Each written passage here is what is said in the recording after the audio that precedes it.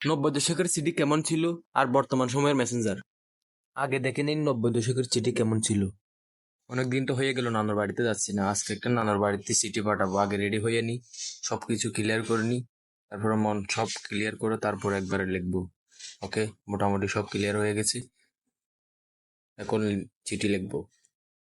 প্রিয় নানু, অনেকদিন হয়ে গেল তোমার হাতের রান্না খাই না।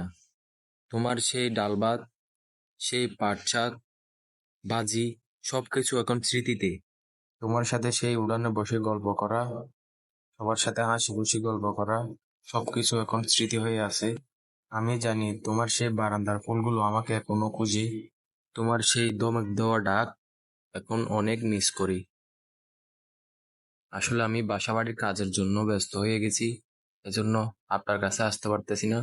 তবে এই সময়ে তোমাকে অনেক মিস করতেছি নানু, কারণ তোমার সেই ছায়ের কথা এখনো আমার খুব মনে পড়ে। এই ছায়ের কথা মনে পড়লে আমার জিহ্বায় এখনো জল আসে। তবে খুব তাড়াতাড়ি আপনার সাথে দেখা হচ্ছে। চিঠি লিখে মোটামুটি শেষ, এখন প্যাকিং করব। আগে বাস করে নি, যদি দেরি করে পাঠাই দিলে আবার পৌঁছাতে পৌঁছাতে 1 বছর হয়ে যাবে, ওখান থেকে আবার পাইতে পাইতে 2 বছর হয়ে যাবে। ওকে, তাড়াতাড়ি ক্লিয়ার করে নিচ্ছি। তবে এখন মোটামুটি শেষ, এখন প্যাকিং করে নেবো তাড়াতাড়ি।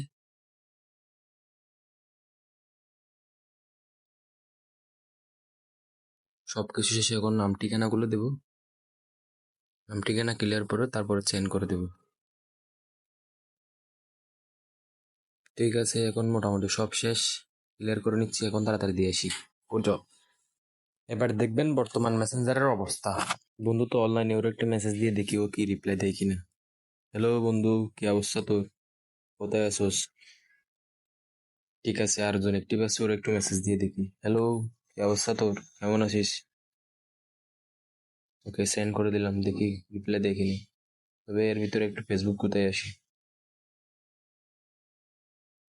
রে, এতক্ষণ হয়ে গেল, ওরা একজনও আমাকে মেসেজ দিচ্ছে না, কি সমস্যা?